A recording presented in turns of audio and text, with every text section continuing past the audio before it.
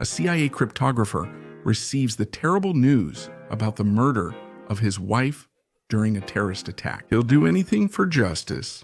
That's why today, as an amateur, remember, if you like the videos, you can support the channel by liking, subscribing, and turning on notifications. It's free and it really helps me keep growing. Now let's get started. This is the story of Charles Keller, a CIA cryptographer, at home repairing the small plane his wife Sarah gave him for his last birthday. Then his wife reminds him that his work flight to London is in a few hours. She asks him for coffee before leaving and says he can still come with her. Charles says he has to stay for work, and when she comes to say goodbye, he sweetly follows her car for a few meters. When he gets to the office, he greets a coworker who just returned from Europe. He can't share details of his actions because he's a secret agent. He thanks him for saving his life earlier. Our protagonist works on the 5th basement level of the building. When he enters, he has to go through several security measures, since he usually accesses ultra-confidential information.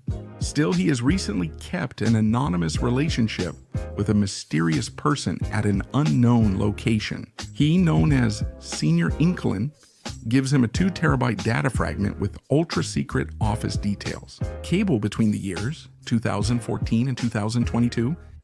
It refers to the time when the United States was in conflict with Afghanistan. Since this is sensitive, he reminds you to open it only when you're alone. Later, Sarah calls to say she arrived safely, but he is too busy with this information. Hang up the call? Quickly, Charles enters a secret office that is locked with a digital password and equipped so that noises don't escape outside. There, he decrypts the file and discovers something unprecedented.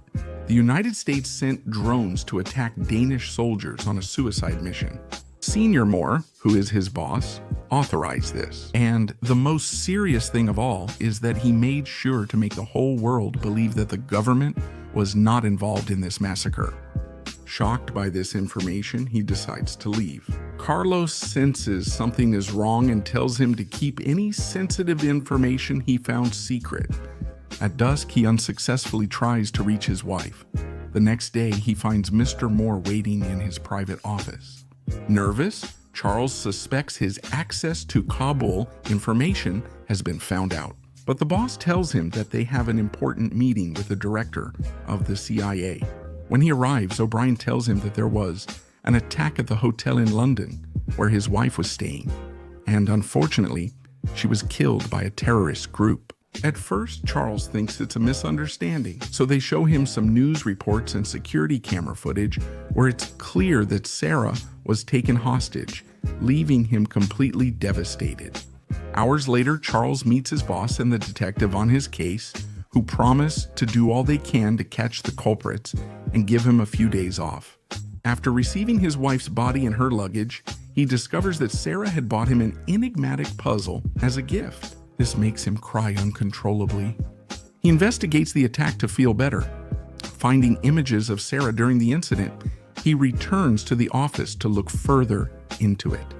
In this way, he manages to identify the gang made up of 4 people, experts who made tracking difficult. He found out their robbery plan failed, forcing them to take 3 hostages.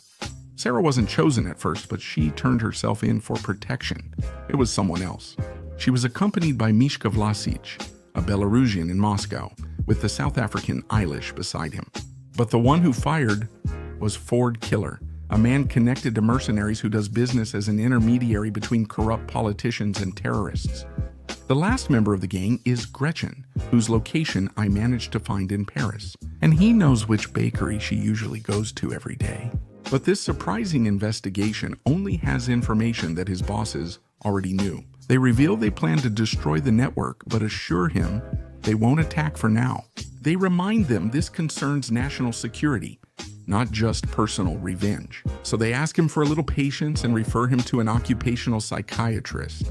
In the session, Charles tries hard to open up emotionally, and when the therapist tells him that he is the one who has control over how to move forward. During grief, he has an idea. The protagonist risks it by hiding a small camouflage device in his identification card and heads to the CIA to retrieve classified documents from the unknown hacker. He then threatens Moore and the officer to expose this unless they help him avenge Sarah's death. He tells them that he activated a presence device somewhere in the building, which requires a secret code to be entered every 5 hours. Otherwise, the system will send these files to 3 investigative journalists. What he asks in exchange for keeping the secret is simple: to kill his wife's murderers himself. So he only needs CIA training, money, and a fake identity. At first, Moore laughs at him and then ends up agreeing. Alone with the officer, he says he'll pretend to accept the plan while they intercept the presence device. Days later, Colonel Anderson welcomes Charles to begin his training. He is a legend in military training and greets him by saying that this preparation will give him a minimal chance of survival. Meanwhile, Moore analyzes our protagonist's latest movements and checks every corner of his house. For his part, Charles proves that he's really bad at shooting, but surprises Anderson with his ability to make homemade explosives. In the following days, we see that he receives his new identity, and that's when Moore discovers that he recorded important information, a CD inside the jukebox at his favorite bar.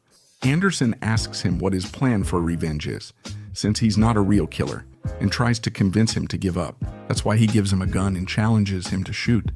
But Charles can't because he lacks the killer instinct. At the CIA, they decrypt the CD and realize it was a trap. And our protagonist has been listening to them thanks to the microphones he installed in the office's paper clips. Thanks to this, he manages to escape at the right moment when Anderson receives the order to get rid of him. With his new identity, he leaves the country, recalling moments with Sarah. At the CIA, they track his path from London to Paris, where he stays at a hotel across from Gretchen's favorite bakery. He tracks his cell phone to find his house and uses a YouTube tutorial to pick the lock and enter. He learns he'll visit an allergy clinic the next day and steals a weapon. Soon the girl returns, forcing him to hide on the stairs. He tries to shoot her from afar, but ultimately lacks the courage. Again, the new information gathered. He buys many flowers and sneaks into the clinic, disrupting the internal system. He uses the moment to leave Gretchen alone in the office, locks her in an analysis capsule, and demands information about Skillers. When she refuses, he releases pollen from the flowers into the capsule, since the woman is allergic. This way, he pushes her to the brink of death. And when he finally lets her breathe, a struggle breaks out between them that ends very badly. Charles doesn't know what to do, so he just grabs the woman's phone and runs away. He quickly takes a bus to Marseille, has a few drinks, and starts hallucinating about Sarah. Suddenly, Henderson appears to cover for him, so he quickly runs to the bathroom of another bar. But when he discovers there's no window to escape, he has no choice but to go out and have a drink. The colonel admits he tracked him using Gretchen's phone and expresses surprise at all he has achieved. They tell him his fate is to die, but Charles uses his slim chance to survive and blows up the bathroom. And he takes advantage of the confusion of the moment to escape. Hours later, he contacts the tenant to ask for help. He receives precise instructions to get to Istanbul, and there he discovers that the mysterious person all this time is a woman. She helps her not to look so American, confesses that she knows about his wife's death, and asks him to meet at a speakeasy. This way, we discover that the real tenant was her husband, a member of the KGB, who was killed when they found out he leaked sensitive information to the CIA. Luckily, he taught her everything about his work, and she continued with the tenant's profile to honor his name. Then they arrive at her house guarded by dozens of noisy ducks, and she confesses to him that this has been her home for the last 3 years because she got tired of constantly relocating. The woman agrees to help him with his revenge, and they decide to start by finding Miska, who makes many public appearances. And thanks to one of her photos on social media, they discover that she is in Spain with her Russian wife. The CIA director meets with Moore to discuss unclear matters under his responsibility. She asserts her authority, but he resists and demonstrates even greater power. When she returns to the car, she receives information that Anderson was sent to Madrid by Moore's orders, so she decides to send one of her men to follow him. For his part, Charles asks the tenant to keep an eye on Anderson, and shortly after, they find Miska swimming in an eccentric pool suspended between two buildings 70 meters high. Our protagonist knows he has bad aim when it comes to shooting. That's why he builds a machine to depressurize the airbags supporting the pool, making it collapse. When he gets back to the hotel, the tenant finds out Anderson is after him and another CIA agent is at the bar. He proposes aborting the plan, but Charles refuses. He then confronts Miska, who acts like he doesn't know his boss. Our protagonist activates his homemade machine, making the pool explode and the man fall into the void. He leaves by following the tenant's instructions to avoid Anderson. And suddenly, the CIA agent intercepts Colonel, starting a new fight. In the struggle, Anderson is shot and then manages to kill the agent. Then Charles comes back intending to help him, but the tenant convinces him to run away. At the CIA, the director summons him to ask about Charles. He says he's on bereavement leave, but she knows he's lying since she got the agent's report before he was killed. At the same time, Moore's man discovers that our protagonist has a hearing aid to communicate with the tenant and manages to decrypt their conversations, finding information, believing that it's the former KGB agent. That night, the Turkish woman asks Charles to sleep with her, wanting to feel someone beside her again, but the loud noise of the dishes warns them that dozens of soldiers have arrived. They escape through a secret passage as he gets distracted and deletes all computer data. Then they are chased by drones and are shot at from other cars and some boats that surround them. During the chase, the tenant is shot, so Charles replaces him until they escape. There we find out that the woman has died, and our protagonist takes her cell phone, discovering that she managed to arrange a meeting with a South African in Romania. Before moving forward, he manages to hack the CIA, creating fake images of his face and making them believe he's in a different location. In Romania, he gets a South African to open chests containing bombs triggered by opening the lid. He threatens and asks for more information about his wife, but is refused.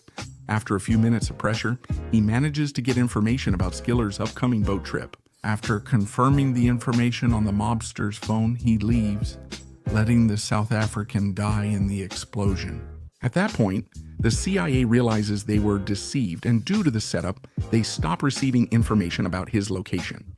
A few days later, he arrives at a Russian port, sees a van with suspicious boxes, and learns the name of the boat receiving the cargo. Then he runs into his coworker by chance, who is a spy, and has come to remind him that his plan is extremely dangerous, because later he won't be able to leave Russia due to that country's policies. The issue is the protagonist won't let go of his need for revenge, so the spy accepts this and lets him proceed. He quickly learns which ship owns the boat. His suspicious behavior gets him discovered on his second visit, where he unexpectedly gets hit on the head. Some men bring him face to face with Skiller, who congratulates him on the homemade explosive he made and asks him, "Who sent you to this place?" because he's not sure that his motivation is only to avenge his wife's death.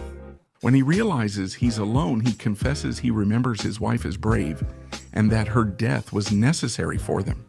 He also clarifies that they are very much alike, since Charles killed 3 people. The difference is that he did it from a distance, because deep down he's not a real killer. And he repeats Anderson's same test by giving him a weapon. Our protagonist points it at his face, seeing the fear in Skiller's eyes. That's enough for him, as he senses the roles have reversed and drops the weapon. But this was just a distraction, since earlier he hacked the ship's systems to divert it into Finnish waters, and within seconds, Interpol intercepts him. The CIA director makes a statement to reveal all the illegal missions that were ordered by Moore. He and his officer are arrested that same morning. Additionally, we find out that Charles was the one who provided all the information about their cases, and that he will remain in service with the CIA. Our protagonist returns to his wife's grave to change her flowers. And then Anderson unexpectedly waits for him in his car to thank him, revealing his admiration for everything he accomplished. Over time, we see Charles fix the small plane Sarah gave him, and with the satisfaction of having avenged her death, he is ready to take his first flight. This was Demeter. Don't forget to like, comment about which other movies you want to see on the channel. subscribe, and turn on the notification bell so you don't miss the next videos.